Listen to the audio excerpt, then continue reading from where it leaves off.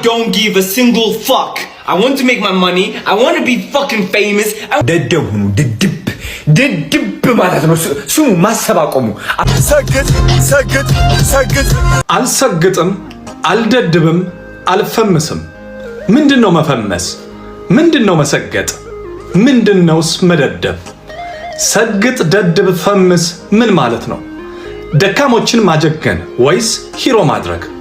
ስርዓት አልበኝነት፣ ይሉኝታ ቢስነት፣ ወግ፣ ባህል፣ እምነት፣ ሃይማኖትና ሀፍረትን ማጣት፣ ታላቅን፣ አባትን፣ እናትን፣ ህግንና መንግስትን፣ የእምነት ተቋማትንና የሃይማኖት አባቶችን አለማክበር።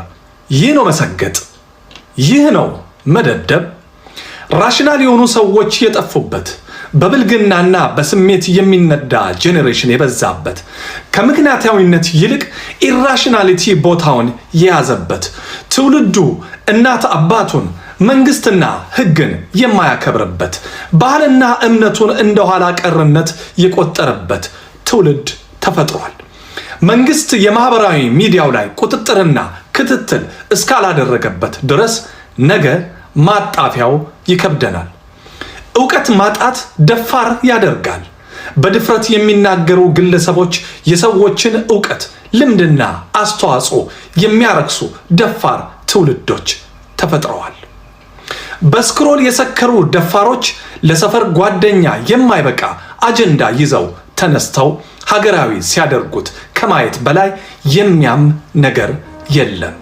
ሰግጥ፣ ደድብ፣ ፈምስ እየተባለ ዕውቀት ሳይሆን ዕውቅና ጎልቶ የሚታይበት የከሸፈ ትውልድ የበዛበት ዘመን ላይ ደርሰናል። እንደዚህ አይነት መጤ ባህል ወደ ሀገራችን በሰፊው እያስገቡ ያሉት እንደኔ የሰለጠነ ሀገር ተቀምጠው አንዲት ብር ለእናት አባቱ፣ ለእህት፣ ለወንድሙ የማይልክ ሸለፈታም ሁላ ነው የእነዚህን ድንቁርናና ነውር በቅድስት ሀገራችን ላይ እየዘሩ ያሉት።